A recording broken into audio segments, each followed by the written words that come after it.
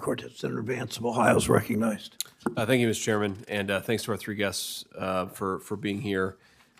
Ms. Bailey, I wanted to direct my questions in your direction because there's an issue where I think we disagree on, an issue where we agree on, and I kind of want to tease out both of those because agree with Mr. Antoni that there's a supply problem here, right? We sort of want to be building more housing because that'll drive down the cost.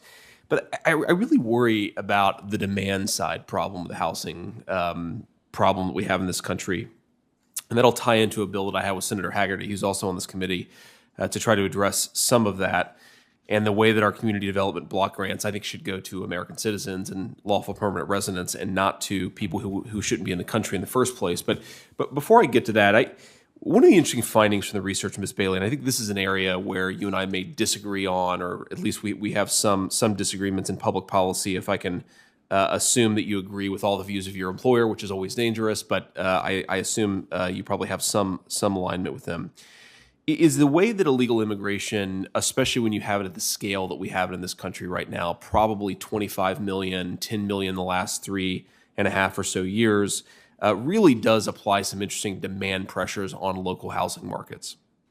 And in particular, there's a study that I want to call your attention to. I won't ask you to comment on it because I don't want to ambush you with it, but really fascinatingly sort of looked at local consequences of the immigration problem in housing. And what it found was that on a county and metropolitan area level, increased illegal immigration really shot up the price of rents and the price of housing.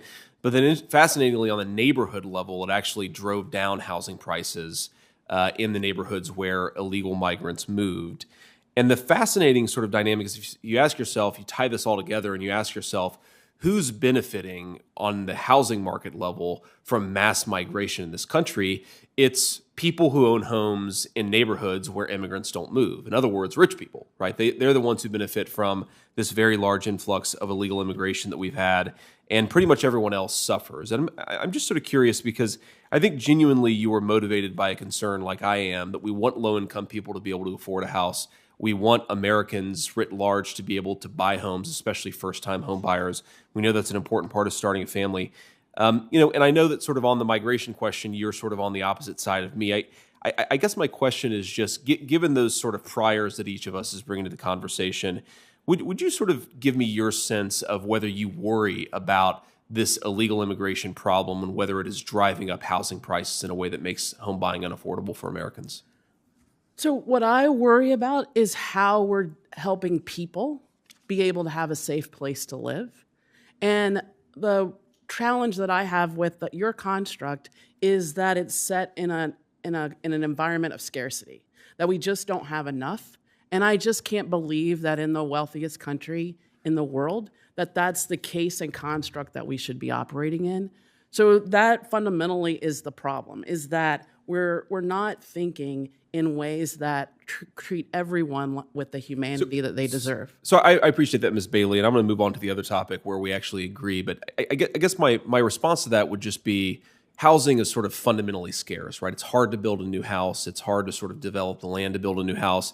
And I think all of us probably agree, at least I'd hope all of us agree, that we need to increase the supply of housing too. But you're still going to have scarcity in supply, especially when you have multiple demand pressures on the housing market. Now, illegal immigration is one, but there's another one where I think I want to sort of get your views on as well.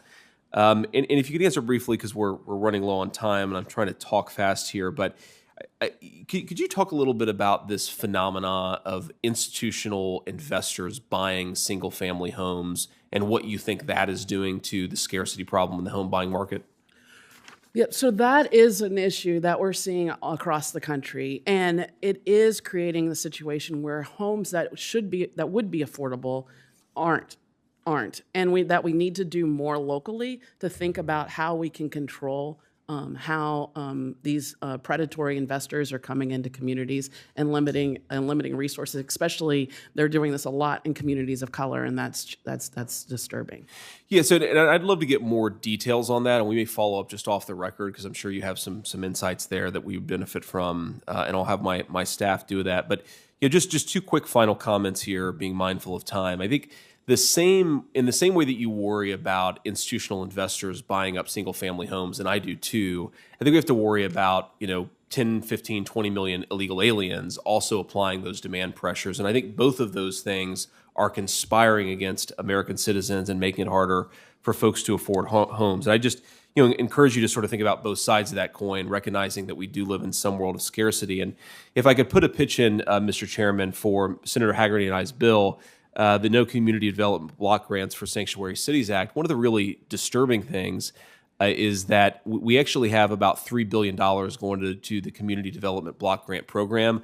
About $1 billion of it goes into sanctuary cities. And so if we're trying to limit this upward demand pressure on home buying, this is one small effort that I think would be useful in that. And with that, I yield back to, I guess, Madam Acting Chairman. Thank you.